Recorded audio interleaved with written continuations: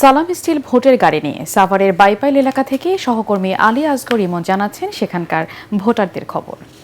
সালাম স্টিল ভোটের গাড়ি নিয়ে আমি এখন আছি আশুলিয়া বাইপাইল এরিয়াতে, আর আমি এই মহাসড়ক ধরে আপনাদেরকে নিয়ে আর ভোটের গাড়ি নিয়ে চলে যাব সিরাজগঞ্জ শহরে।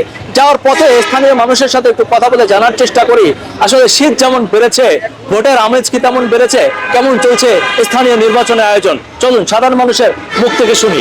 কেমন আছেন? আলহামদুলিল্লাহ ভালো। আচ্ছা, কি মনে করছেন এবার নির্বাচন কেমন হবে? জি আলহামদুলিল্লাহ, আশা করা যায় খুব ভালো হবে। আচ্ছা, আপনাকে অসংখ্য ধন্যবাদ। আপনি তো এখানকার স্থানীয়, জি কেমন দেখছেন নির্বাচনের আয়োজন? আলহামদুলিল্লাহ ভালো।